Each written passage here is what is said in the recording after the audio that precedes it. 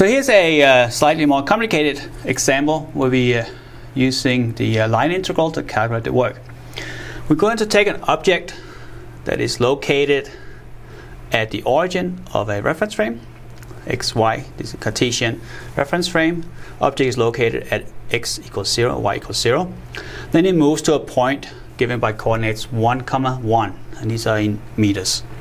We're going to move the object along a path we call path 1, which is first along x, followed by along y, and a second path where it's along y, followed by along x. We're going to see what difference that makes. In this case, the force is not constant. It is given by this function. So let's try and calculate it. We're going to start with path 1 first. So the work done is the line integral along path 1, and it's the force dotted with the infinitesimal line segments as we spread this line or this curve into a bunch of tiny little segments. Okay. As we did before, we're going to write it out in the components form. So that is the x component multiplied by the differential in x, as we go along the x of that path, plus the y component. So again, this is a two-dimensional case. We could easily extend this into 3 dimensions if we wished. Okay, we could break this into 2 integrals, since we have 2 terms. Using the rule from integrals that we have 2 terms, we can treat it as 2 separate integrals. So 1 over x plus 1 over y. Okay. Now what about the integrations here, the integrals? Well, this is integrating from x1 to x2 as we go along this path in the x direction. Second integral is when we go along the y direction, so that is from y1 to y2. Alright, so let's write these out here. The x component, we can read that off here, so that is 5.0 times x times y, integral respect to x, plus, now it's the y component, we can again read that off as well, that is our factor of 5 times y squared, and we integrate respect to y. But now we notice here that we have y in here when we're integrating with x. How do we treat that? The idea is that we're going along x direction here, so how does y change? Well, y doesn't change. Y is a constant as we go along the x direction. So y should be treated as a constant. So we could say we're integrating from x1 equals 0, but we keep in mind that y, as we go along this path here, this segment here, y is a constant and is equal to 0. We integrate into x2, which is going to be equal to 1. But again, we're going along this line here, this segment here, so y is still a constant and is just equal to 0. Similar over here, we're integrating from y1, which is 0. Sorry, that's this path, this segmented path here. So we're going from y equals 0 to y2, which is equal to 1. But as we go along this path here, what is x equal to? Well, we can see if you just look at this straight path, x is this coordinate right here, is equal to 1. So in this case, x is a constant and is equal to 1. That's the more in-depth way of interpreting this and writing out as we do deal with forces that are varying. So let's try and evaluate this here. 5 is a constant, we can pull that outside. Y is also a constant, so that can be put outside as well. And we're integrating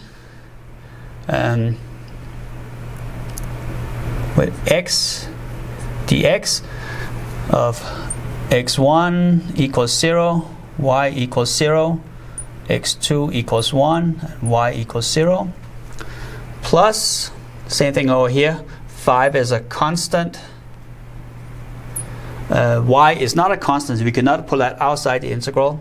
So we're integrating from y1 equals 0, x equals 1, y2 equals 1, and x equals 1 of y squared dy. Okay, so let's carry out the integration right here. We have 5 times y x, this is going to give us 1/2 x squared, and all of this is evaluated at x equals 0, comma y equals 0, and x equals 1, and y equals 0.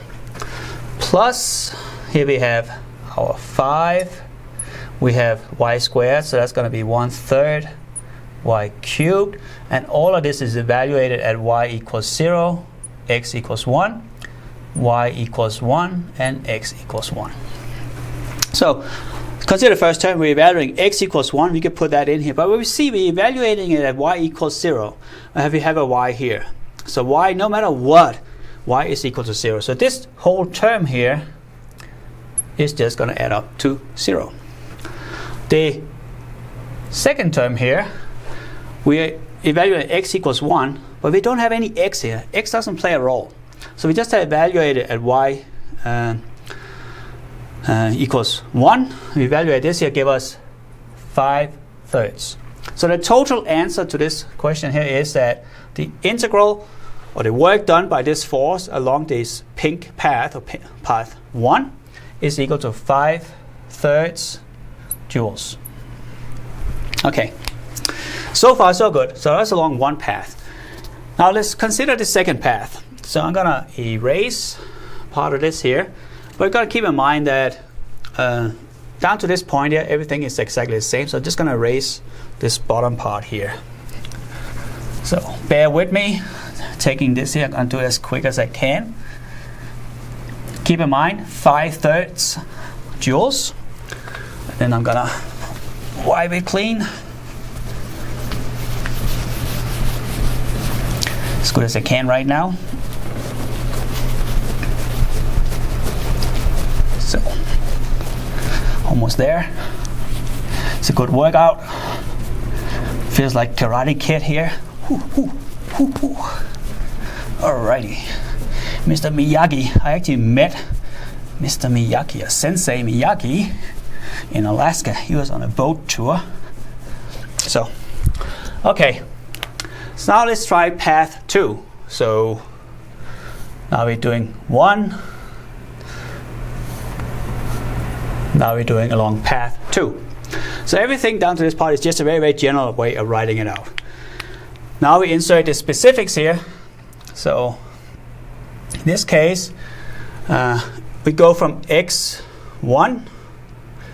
Sorry, this here is going to be this one. We go along y. So let's start with x.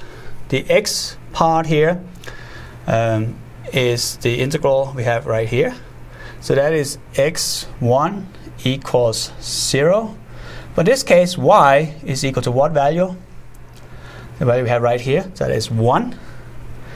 Going to x2, which is equal to 1. And y remains constant. We plug in the component of the force, the same as before, with respect to x. So that's now this horizontal part of path 2. Plus, second term here, that's when we go up along the first segment. So that is y1 equals 0. In this case, x is equal to 0. And y2 is equal to 1. But x is a constant, so it's still 0. Look at the y component, because that's the same as before. Integrate back to y, and we carry out the integration. So it's going to be the same as before, so I don't want to write that outcome as detailed as before. But we integrate respect to x. So this is 5y, and then we have 1/2 x squared. Evaluated at x equals 0 y equals 1, x equals 1, and y equals 1.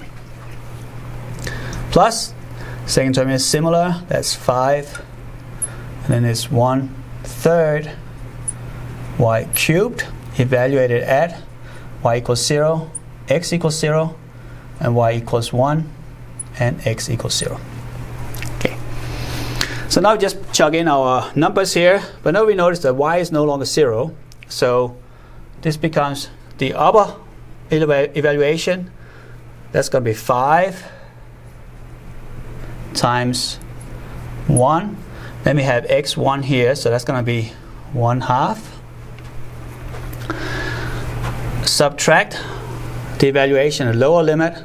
But in this case, x is 0, so that's just 0. Plus, over here we evaluate at the top first, so that's 5, or 3, 1 cubed, so that's just 5/3. Subtract, evaluate it at the lower boundary, lower limit. We have y0, so let's give us 0. So in this case, we have 5/2 plus 5/3, and plug that in. The common denominator is 6, so that's multiplied by 3, that's 15, multiplied by 2, that's 10, so that's 25/6 joules.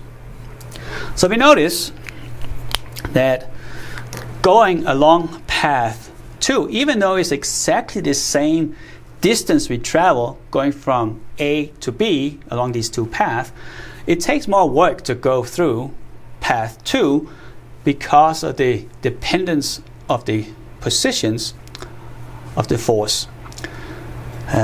Keep in mind, this relates to what we call conservative versus non-conservative forces. When a force depends on the path to go from point A to point B, we call that a non-conservative force.